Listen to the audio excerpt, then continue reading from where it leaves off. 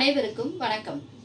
நாம் 9ஆம் வகுப்பு இயல் 2 பாடப்பகுதியில் இடம்பெற்றுள்ள பெரிய புராணம், சேக்கிழார் பெருமான் இயற்றிய பெரிய புராணம் கூறும் திருநாட்டு சிறப்பு குறித்து இக்காணொளிகளில் காணலாம். 2வது பாடல்.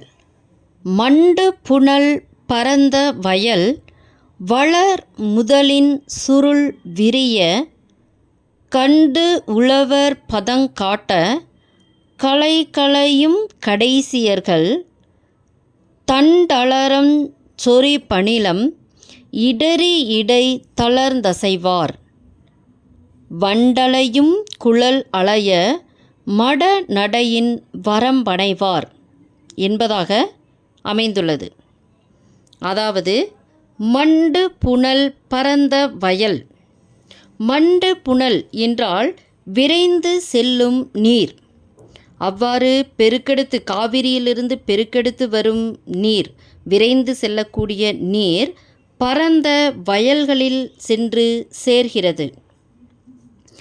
வளர் முதலின் சுருள் விரிய.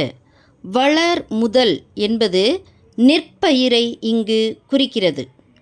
நெற்பயிர்களின் சுருள் விரிய, அதாவது நெற்பயிர்களினுடைய இலை விரியும் பொழுது கண்டு உழவர்கள் பதம் காட்ட என கூறுகிறது. அதாவது அந்த நெற்பயிர்களினுடைய இலை விரியும் அந்த பருவத்தை கண்ட உழவர்கள் அடுத்ததாக அங்கு களையும் கடைசியர்கள், அதாவது தேவையில்லாத நெற்பயிர்களுக்கிடையே வளர்ந்திருக்கும் தேவையில்லாத களைகளை, செடிகளை களையும் உழத்தியர்கள், அவர்கள் களை எடுக்க தண்டரளஞ்சொறி பணிலம். அதாவது தண்டரளம் என்றால் குளிர்ந்த முத்துக்களும், சொறி பணிலம் என்றால் சங்குகளும். அவ்வாறு அவர்கள் களையும் பொழுது அந்த நீரால் அடித்து வரப்பட்ட குளிர்ந்த முத்துக்களும் சங்குகளும் அந்த வயல்களில் இருக்கும். அந்த வயல்களில் இருக்கும் பொழுது இவர்கள் களைய உள்ளே கால் வைத்து இறங்கி நடக்கும் பொழுது இடறி இடை தளர்ந்தசைவார். அந்த முத்துக்களும் சங்குகளும் கால்களில் பட்டு சீராக நடக்க முடியாமல் இடறி இளமை நடை தளர்ந்து நடப்பர். அவர்களால் சரியான முறையில் நடக்காமல் கால்களில் அவை என்னவாகும் என்றால் இடறிவிடும் என கூறுகிறார். வண்டு அலையும் குழல் அலைய, அதாவது வண்டுகள் மொய்த்திடும் கூந்தல். அங்கிருக்கக்கூடிய அந்த கடைசியர்களுக்கு அவர்களுடைய கூந்தல் எப்படிப்பட்டது எனில் வண்டுகள் மொய்த்திடும் கூந்தல். ஏன் வண்டுகள் மொய்த்திடும் கூந்தல் என கூறுகிறார் என்றால், அவ்வாறான பூக்கள், தேன் நிறைந்திருக்கக்கூடிய பூக்களை கடைசியர்கள் தங்கள் கூந்தலில் சூடியிருக்கின்றனர். எனவே அவர்கள் கூந்தலில் வண்டுகள் எப்போதும் மொய்த்து கொண்டு இருக்கும்.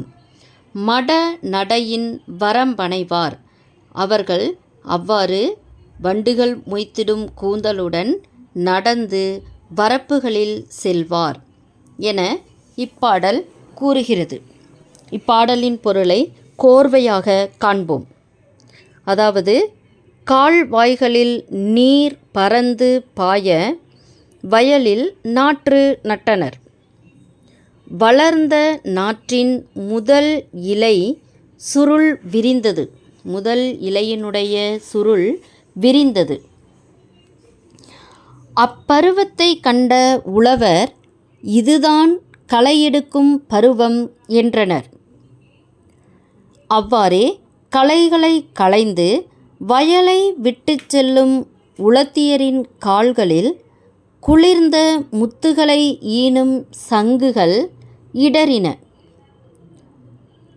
அதனால் இடை தளர்ந்து வண்டுகள் மொய்க்கும் கூந்தல் அசையுமாறு மென்மையாக நடந்து அருகில் உள்ள வரம்பினை அவர்கள் அடைவர் என கூறப்படுகிறது. அதாவது முத்துக்களையும் ஈனும் வளம் கொண்டதாக வயல் வளம் காணப்பட்டது என்பதை இப்பாடலின் மூலம் நாம் அறிந்து கொள்ளலாம்.